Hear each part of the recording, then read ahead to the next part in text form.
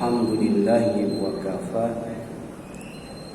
Wassalatu wassalamu ala abdihi wa nabiyyihi wa rasulihi Muhammadin al-Mustafa wa ala alihi wa ashabihi ahli sidqi wal wafa. Wa asyhadu an la ilaha illallah wahdahu la syarika lah wa asyhadu anna Muhammadan abduhu wa rasuluh. Amma ba'd. Faqala Allah Ta'ala fi kitabihil karim, a'udzu billahi minasyaitonir rajim. Ya ayyuhalladzina amanu taqullaha wa qulu qawlan sadida yuslih lakum a'malakum wa yaghfir lakum dzunubakum wa may yuti'illaha wa rasulahu faqad faza fawzan 'azima.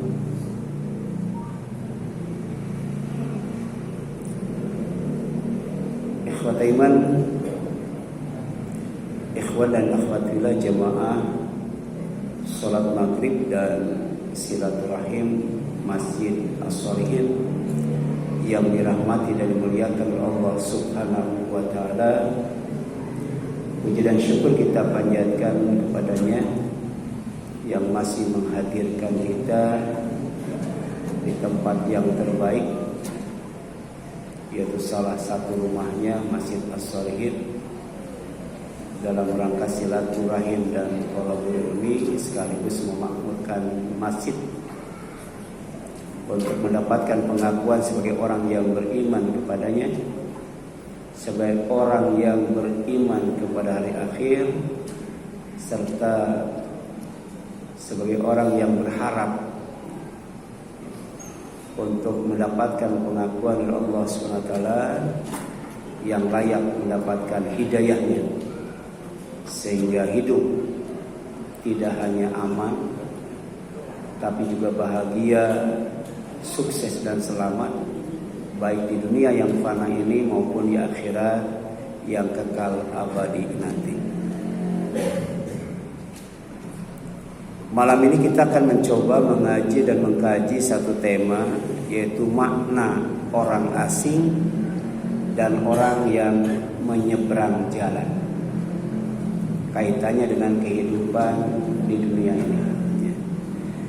Jadi Rasulullah SAW memerintahkan kepada umatnya agar hidup di dunia ini seperti orang asing atau seperti orang yang menyeberang jalan.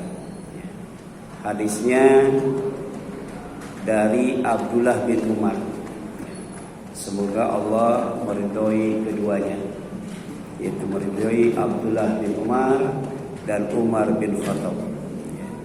Kata beliau, Rasul pernah memegang kedua pundakku, pernah memegang kedua bahuku seraya bersabda, "Kun, jadilah kamu wahai Ibnu Umar, fid dunya, di dunia ini, ka'annaka, seolah-olah kamu itu gharibun, orang asing.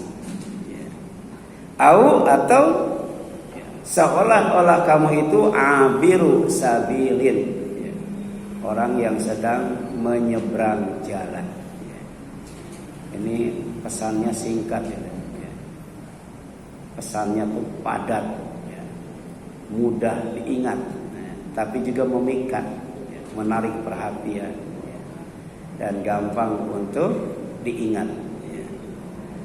Jadi di dunia yang fana ini, maka Rasul mewasiatkan kepada Abdullah bin Umar agar seperti orang asing atau seperti orang yang sedang menyeberang jalan. Orang asing itu pertama tidak mengenal orang. Yang kedua, tidak dikenal orang. Yang ketiga, tidak mengenal tempat. Itulah orang asing. Oleh karena itu harus nanya, harus cari tahu. Jadi nanya saja tidak cukup, harus cari tahu. Kemudian tidak menetap. Orang asing itu tidak menetap. Dan kemudian lebih daripada itu, orang asing itu hanya singgah dan berkunjung. Sedangkan orang yang sedang menyeberang jalan, maka jalan yang diseberanginya itu tidak jauh, dekat, ya, sekitar 12 meter mungkin ya. Jadi dekat itu. Makanya dunia itu artinya ada dua, ya, tempat yang paling dekat dengan kita. Ya, kalau langit kan jauh, matahari jauh, bintang jauh, ya, bulan jauh, planet-planet yang lainnya juga jauh. Ya, apalagi Sidratul Muntaha, apalagi sorga, itu jauh banget. Sedangkan dunia itu paling dekat, lebih dekat dengan kita.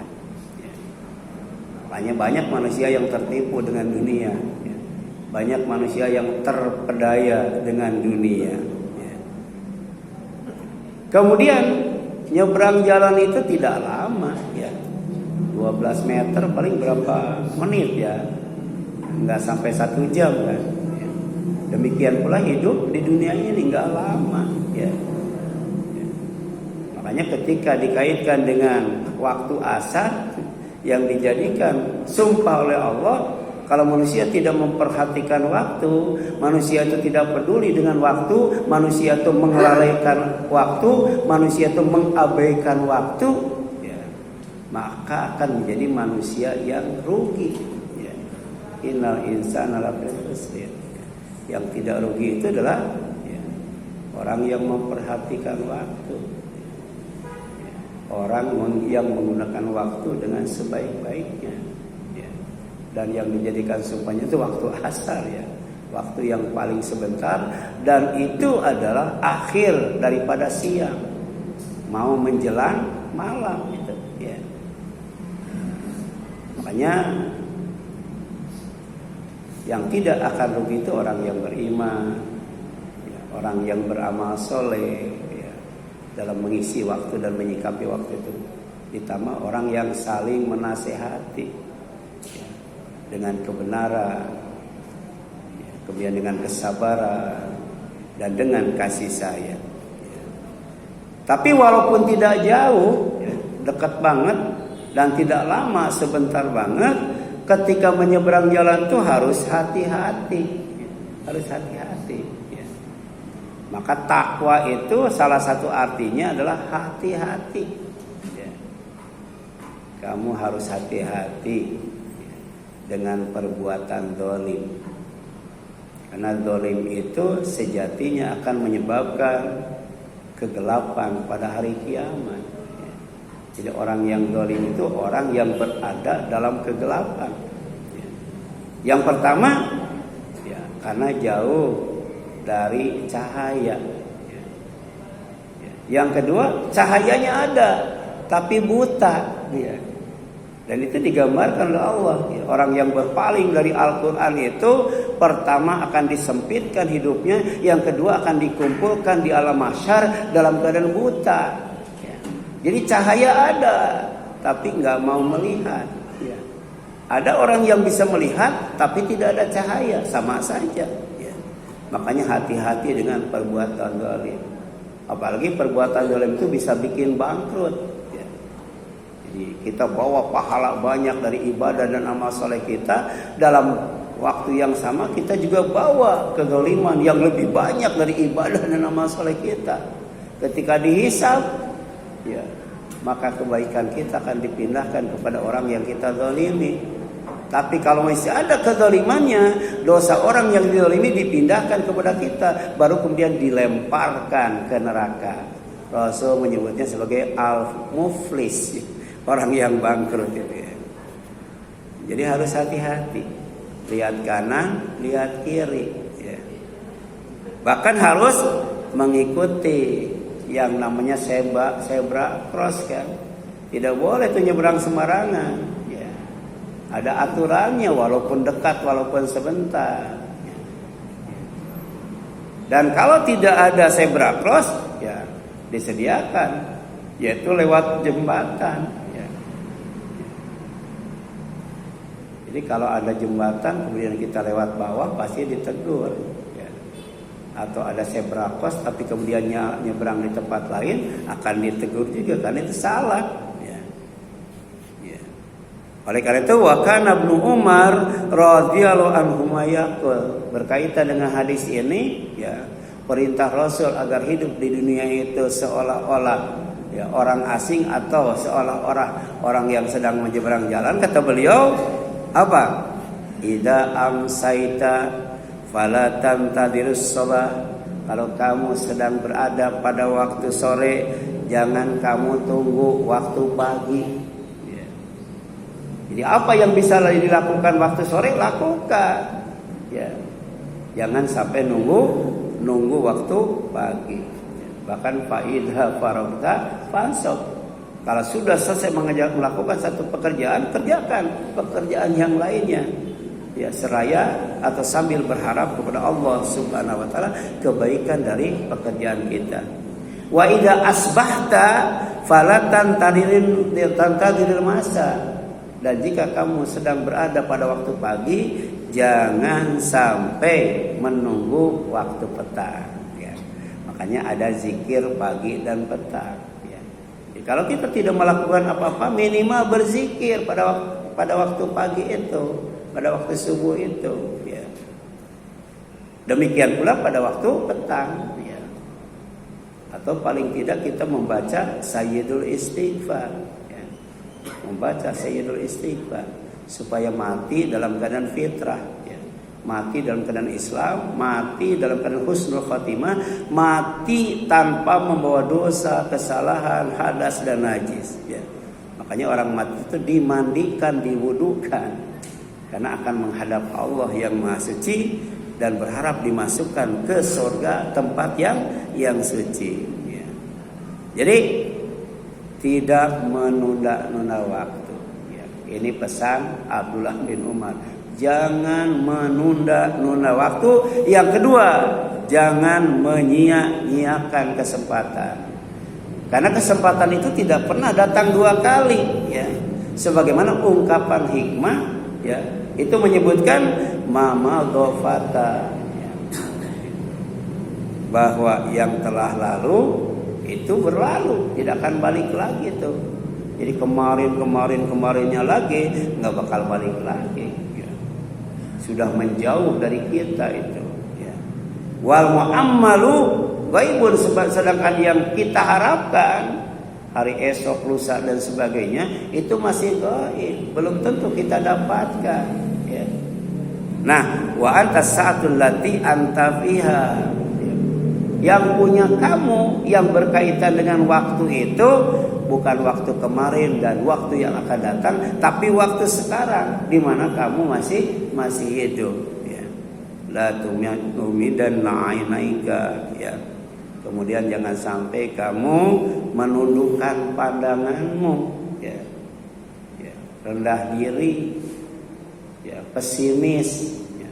Tapi tatap ke depan, lurus dan tegak, ya. Optimis. Punya harapan, dan itu bagian daripada ibadah roja itu, ya. Bukan angan-angan tapi roja, harapan, ya. Sebab ibadah tanpa harapan itu tidak akan dinilai ibadah. Tapi kemudian wala tatabi nafsaka, jangan kamu ikuti nafsumu, ya. Karena nafsu itu inginnya yang senang-senang, yang ringan-ringan, kan gitu kan, nafsu itu, ya. Santai-santai, istirahat, kan gitu. Leha-leha, itu nafsu, ya. Ya. Beda dengan wahyu. Wahyu itu cocoknya dengan qalbu, ya. Kan bangun malam itu ada dua pilihan. Apa? Tidur lagi atau qiyamul lail, ya. Kalau kata nafsu, tidur lagi. Karena di balik nafsu itu ada godaan setan, ya. Malam masih panjang, silahkan tidur lagi. Itu kan, itu nafsu, ya. Dan itu keinginan nafsu, jangan ikuti itu. Yang ikuti itu adalah qalbu, ya. Bangun, ya, baca zikir, ya. Kemudian berwudu, kemudian sholat tahajud, berdoa, ya. berbagi kebaikan dengan tetangga. Sebab waktu itu adalah waktu yang memungkinkan orang bebas dari riya, nggak ada orang gitu. Baru ditutup dengan istighfar.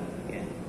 Jadi kalau kita pagi Sayyidul Istighfar, ya, siang Sayyidul Istighfar, ya, malamnya mati, atau sorenya mati, paginya mati, maka matinya dalam keadaan husnul khotimah, dalam keadaan fitrah. Ya.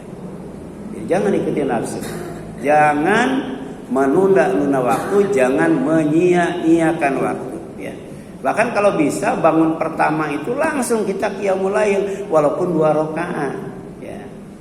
Tidur lagi, nanti bangun lagi, qiyamul lail lagi, tidur lagi. Ya. Tapi diawali tidak dengan zikir kan. Ya. Apa zikirnya itu? La ilaha illallah. Ya. Wahdahu la syarikalah, lahul mulku wal hamdu wa huwa ala kulli syai'in qadir. Ya, subhanallah walhamdulillah wala ilaha wallahu akbar wala haula wala quwata illa billah. Kemudian Allahumma ighfirli wa li walidayya, Allahumma ighfiril mu'minin, dan selanjutnya istighfar itu. Ya. Baru itu ya waktu yang benar-benar ya, digunakan dengan sebaik-baiknya ya. Gitu. Kemudian wa amdi haitsu tu'mar, kamu itu pergi berangkat jalan itu mengikuti perintah, ya, mengikuti perintah. Ya. Dan oleh karena itu ya, Allah bertanya kepada kita, Faina tadhabun, kalian tuh mau pergi kemana? Ini peringatan dari Allah supaya jangan sampai lupa. Ya. Sekaligus itu ilmu atau pemberitahuan dari Allah supaya kita tahu. Jadi nanti pada saat kita mengatakan aku tidak tahu dan aku lupa, itu alasan yang salah. Karena di dunia ini Allah sudah kasih peringatan supaya jangan mengatakan aku lupa. Dan Allah sudah ngasih tahu pemberitahuan supaya jangan mengatakan aku tidak tahu. Ya. Jadi Al-Quran itu isinya apa? Ilmu dari Allah ya, yang disampaikan oleh Rasulnya, sehingga kita tidak mengatakan tidak tahu. Sekaligus peringatan dari Allah melalui Rasulnya supaya kita tidak mengatakan aku lupa. Ya, itu kan alasan klise ketika orang untuk membela dirinya. Aku tidak tahu, ya. Ya, aku lupa dan sebagainya. Ya. Maka ikuti apa yang diperintahkan. Ya. Karena ibadah itu menunggu perintah. Ya. Menunggu perintah ibadah itu. Kalau yang bukan ibadah menunggu larangan. Kalau tidak dilarang lakukan. Ya. Tapi kalau ibadah kalau tidak diperintah diam. Ya. Makanya wamti. Ya. Haitsu tu'mar. Ya. Berjalanlah kamu. Ya. Sesuai dengan yang diperintahkan. Karena hidup itu perjalanan. Ya. Dari mulai alam ruh, ya.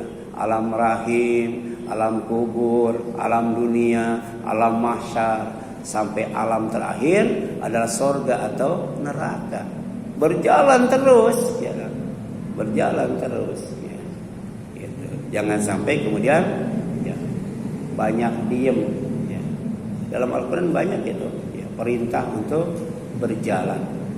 Sebab dari alam mahsyar ke surga itu kan jalan itu. Ya, jalannya jalan kaki, nggak ada kendaraan itu. Ya. Jaraknya itu jauh banget itu. Ya. Ratusan tahun ya, kalau sudah mencium bau surga. Kalau belum berarti jauh banget itu ya. Oleh karena itu wa khudh min sihatika limaradika, kata Abdullah bin Umar ya. Jadi orang yang asing, orang yang sedang menyeberang jalan itu, dia akan menjaga kesehatannya untuk menghadapi waktu sakit. Kadang-kadang kan orang kalau disuruh ngaji, nanti aja kalau sudah tua, nanti aja kalau sudah pensiun. Padahal kan tambah tua, ya, tambah lemah, ya, tambah tua, tambah sakit, tambah tua, tambah banyak yang dirasa. Jadi tambah susah untuk ibadah, tambah sempit kesempatan untuk melakukan kebaikan. Ya, makanya jaga sehatmu. untuk menghadapi sakitmu. Wa min hayatika, dan gunakan oleh kamu waktu hidupmu untuk menghadapi waktu matimu. Ya. Jadi sejatinya hidup ini sedang mempersiapkan bekal. Pertanyaannya, ya, ketika Allah memanggil kita, sudah siap nggak untuk berangkat? Ya. Kan kita harus siap-siap untuk berangkat. Dan kalau kita tahu perjalanan menuju surga itu jauh, berarti bekalnya, ya, bukan harus banyak, tapi juga harus berkualitas. Ya, harus berkualitas. Seperti nasihat Rasul kepada Abu Dhar, ya, perbaharui perahumu, ya, gitu. Karena perjalanan yang akan engkau tempuh itu sangat menantang. Jadi kalau kita berada di pinggir laut, ya, ombaknya kan kecil, anginnya juga kecil, tapi makin ke tengah, anginnya makin besar, ombaknya juga makin besar. Jadi perahunya tuh harus diupdate terus itu. Apa itu? Iman. Jadi du imanakum bila ilaha illallah. Jadi update iman kamu itu dengan memantapkan kalimat la ilaha illallah. Ya. Buang ilah-ilah batil selain Allah, kemudian mantapkan ilah-ilah yang benar, yaitu Allah Subhanahu wa ta'ala. Sebab itulah kunci untuk mendapatkan surga ketika kita dijemput dengan kematian. Jadi siapa yang mengucapkan la ilaha illallah sebelum menghembuskan nafas yang terakhir, dakhala jannah, pasti masuk surga katanya. Kemudian ya, hidup di dunia sejatinya sedang mempersiapkan bekal untuk mati. Makanya ada hadis, ya, ini ada yang mengatakan dhaif, ya. Tapi walaupun dhaif, kalau untuk fadhailul amal, ya, untuk motivasi itu bisa digunakan, ya. Ya, apa al-kaisu, orang yang cerdas itu, ya. Orang yang berakal sehat itu mandana nafsahu, orang yang mampu mengendalikan nafsunya tadi kan. Ya, kata nafsu tidur, ya. Tapi dengan kecerdasannya dia kendalikan nafsu itu bangun, ya. Ya. Untuk apa? Untuk ibadah, namanya qiyamul lail, ya. Kalau kita bisa qiyamul lail, oleh Allah akan dicatat sebagai orang yang saleh. Kalau kita bisa qiyamul lail, Allah akan mencatat kita sebagai orang yang didekatkan di sisinya. Kalau kita bisa qiyamul lail, Allah akan mencegah kita dari perbuatan dosa. Kalau kita bisa qiyamul lail, maka kalau kita berbuat dosa, oleh Allah akan ditutup, diampuni dosa kita. Dan kalau kita bisa qiyamul lail, semua penyakit yang ada dalam tubuh kita akan diusir oleh Allah SWT. Sehingga kalau kita biasa qiyamul lail, Allah kasih dua kebaikan. Pertama, pribadi yang bagus itu. Yang kedua, pribadi yang rajin. Tapi kalau tadi mengikuti hawa nafsu, Allah jadikan pribadinya tuh pribadi yang jelek, kemudian punya sifat malas. Ya, kan orang munafik itu kalau dalam hadis itu kalau ngomong bohong. Ya, kalau janji ingkar. Kalau dipercaya khianat. Tapi dalam Al-Quran orang munafik itu kalau sholat malas, sholatnya malas. Dan kalau ibadah, ibadahnya ria. Dan kalau berzikir, zikirnya sedikit. Nah, luar biasa ya. Makanya orang yang cerdas itu orang yang mampu mengendalikan nafsunya. Dan dalam waktu yang sama, wa amila lima ba'dal maut. Dia banyak beramal, banyak beribadah. Karena sejatinya amal ibadah kita adalah lima ba'dal maut, sebagai bekal untuk menghadapi kehidupan setelah mati. Ya. Itu Dr. Faiz Almas, ya, dalam bukunya sudah diterjemahkan ke dalam bahasa Indonesia, bagus banget itu. 110 ya atau 1100 hadis pilihan. Nah, di dalamnya itu ada satu hadis yang menjelaskan bahwa pengalaman yang paling menakutkan, pengalaman yang paling menyakitkan selama manusia hidup di dunia adalah pengalaman ketika sakratul maut. Itu paling menyakitkan dan paling menakutkan. Tapi kehidupan setelah mati lebih mengerikan lagi, lebih menakutkan lagi, lebih menyakitkan lagi. Makanya Utsman bin Affan ketika lewat kuburan dia selalu nangis. Ya. Diingatkan surga nggak nangis, diingatkan neraka nggak nangis, tapi ketika lewat kuburan dia nangis. Sebab apa? Sebab dia ingat kepada sabda Rasulullah bahwa kuburan itu adalah tempat persinggahan pertama akhirat. Jadi akhirat itu banyak terminalnya tuh, ya banyak persinggahannya. Nah persinggahan pertama itu adalah alam kubur, dan kata Rasul siapa yang selamat dari alam kubur kesananya pasti selamat. Itu. Ya, siapa yang dimudahkan di alam kubur kesananya juga mudah. Siapa yang diistirahatkan di alam kubur, di sananya juga insya Allah istirahat itu, santai. Ya. Wal ajiju, sedangkan orang yang lemah akalnya, ya, orang yang bodoh itu, anittaba nafsa hawa, ya, orang yang mengikuti hawa nafsunya. Ya. Kalau kita takut kepada Allah, takut kebesaran Allah, takut kepada azab Allah, ya, murka Allah, laknat Allah, maka harus kita buktikan dengan mengendalikan hawa nafsu, ya. Kan? Dalam Al-Quran itu wa amma man qama maqama rabbih wa amma man khafa maqama rabbih wa nahan nafsa anil hawa fa inna jannata hiyal ma'wa. Ya. Jadi ada jannatul ma'wa, ada narul ma'wa, ya. Nah, orang yang mendapatkan jannatul ma'wa itu orang yang takut kepada Allah, kemudian mengendalikan hawa nafsunya, ya. Tapi sebaliknya, ya, orang yang tidak takut kepada Allah dan dia selalu mengikuti hawa nafsunya, dia akan mendapatkan neraka ma'wa itu. Nauzubillah min zalik, ya. Tapi kemudian wa tamanna 'alallahil amani. Orang yang lemah, orang yang bodoh itu tidak hanya mengikuti hawa nafsunya, tapi selalu berangan-angan kepada Allah. Ya. Angan-angan itu lawannya ingin-ingin. Ya. Jadi ada roja, keinginan, ada juga tamani, angan-angan. Kalau keinginan bisa terwujud itu. Ya. Ya, ingin pintar, kemudian ngaji, insya Allah pintar. Ingin kaya, kemudian usaha, insya Allah kaya. Ya. Ingin masuk surga, ibadah amal salat, insya Allah masuk surga. Ya.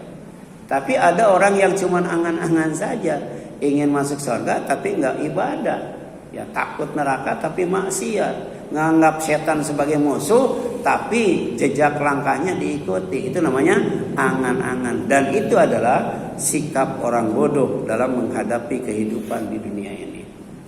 Kemudian bekal yang harus dibawa mati, pertama iman. Karena tadi, ya, bahwa sejatinya yang namanya mati itu, ya, jasad yang lama itu diturunkan ke bawah, dimasukkan ke liang lahat karena dia akan punah itu. Ya. Tapi kemudian ruh yang ada di dalam jasad itu yang dicabut itu akan dinaikkan ke langit. Jadi ruh itu nggak mati, tapi nanti di alam kubur dimasukkan ke dalam jasad yang baru. Itu perjalanan pertama kita ke akhirat itu, ya. Tapi untuk bisa naik ke Sidratul Muntaha, Rasul pakai buruk, tapi kita tidak pakai buruk atau kendaraan yang paling canggih. Sampai hari kiamat nggak bisa manusia menciptakan kendaraan yang bisa mentok ke Sidratul Muntaha, apalagi kemudian menghadap Allah dan masuk surga. Hanya iman itu, hanya iman. Yang kedua apa? Dengan amal soleh, ya. Dengan iman dan amal soleh, kemudian menjaga kesucian. Ya. Jadi agar supaya bersih dari dosa, bersih dari kesalahan, bersih dari hadas, bersih dari najis. Sebab itu dicintai oleh Allah. Innallaha yuhibbut tawwabina wa yuhibbul mutatahhirin. Ada sahabat asalnya hamba sahaya, dimerdekakan, kemudian dimuliakan dalam Islam, bahkan ditunjuk sebagai muadzin, namanya Bilal. Rasul nanya, amal apa yang kamu lakukan Bilal? Ya. Sampai kemudian, ya aku mendengar terompahmu ada di surga. Luar biasa nih, ya, orangnya masih hidup, masih bersama Rasul, tapi ya, sandalnya sudah duluan masuk surga. Ternyata salah satu amalannya itu menjaga apa? Menjaga wudu, ya, agar tetap suci, tetap bersih, dan lewat wudu juga akan diangkat derajat, kemudian ditutup kesalahan. Naik terus itu, naik terus ya. Jadi wa may ya'tihi mu'minan qad amilas shalihat fa ulaika lahumud darajatul ula. Ya, siapa yang mati datang menghadap Allah kemudian dalam keadaan beriman dan beramal soleh, mereka itu akan mendapatkan derajat yang tinggi. Ya, dimuliakan oleh Allah. Di mana? Jannat Aden, di surga Aden. Tajri min tahtiha anhar, yang dari bawahnya mengalir berbagai macam sungai. Ya, ya. Khalidina fiha, kekal di dalamnya. Wa dzalika, dan itu kata Allah, jazaa'u balasan man tazakka, orang yang sukses melakukan tazkiyatun nafs. Ya. Apa itu tazkiyatun nafs? Ya, itu ada bukunya itu khusus tentang tazkiyatun nafs. Ya. Jadi kalau kita mau naik ya, ke atas ya, sampai Sidratul Muntaha, bertemu dengan Allah dan masuk ke surga, maka lakukan tazkiyatun nafs di samping beriman dan beramal soleh. Ya, sebaliknya, ya, jangan sampai bawa dosa. Maka Rasul itu tidak pernah kurang dari 70 kali. Dalam riwayat lain 100 kali beristighfar agar dosanya diampuni. Dan kita setiap mau tidur kita berdoa supaya bersih dari dosa itu, bersih dari kesalahan. Rabbana la tu'akhidna in nasina aw akhtana. Sekalipun salah, sekalipun keliru, sekalipun lupa, tetap kita minta agar jangan sampai itu jadi siksa buat kita. Bangun tidur kita juga istighfar, Rabbana faghfir lana dzunubana wa kaffir anna sayyi'atina wa tawaffana ma'al abrar. Selepas salat apa? Istighfar 3 kali ya. Menjelang subuh, dari sahur kalau tidak makan, kita istighfar sampai subuh. Bayangkan itu. Belum salat itu sendiri, dari takbiratul ihram sampai salam itu penuh dengan istighfar ya. Ini subhanallah ya, ajaran yang dibawa oleh Rasul sejatinya untuk menjadikan manusia itu beriman, beramal soleh, kemudian suci, dan ketika menghadap Allah tidak bawa dosa. Kenapa? Innahu mayati rabbahum mujriman fa inna lahu jahannama la yamutu fiha wa la yahya.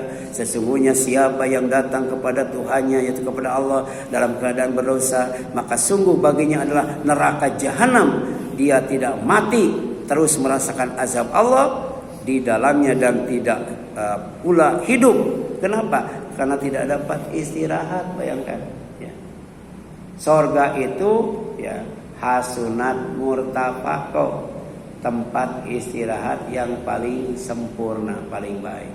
Sedangkan neraka saat murtafaqah, tempat istirahat yang paling jelek. Kenapa? Karena tidak bisa istirahat ya. Bahkan kenapa tidak bisa yang namanya mati? Kenapa? Karena disiksa terus-terusan. Mati dihidupkan lagi, mati dihidupkan lagi, disiksa terus. Ya, makanya tadi ya, pengalaman yang paling menakutkan, pengalaman yang paling menyakitkan adalah hidup setelah mati. Ya. Oleh karena itu Ibnu Rajab berkata dalam hadis riwayat Ahmad dan Nasai dari Ibnu Umar radhiyallahu anhu bahwa Rasulullah pernah bersabda, ya, ubudullah ka'annaka tarahu. Kamu ibadah kepada Allah tuh harus seolah-olah kamu melihatnya. Jadi ibadah yang serius, sungguh-sungguh, semangat gitu, ya. Kemudian wakun di dunia ka'annaka gharib, ya.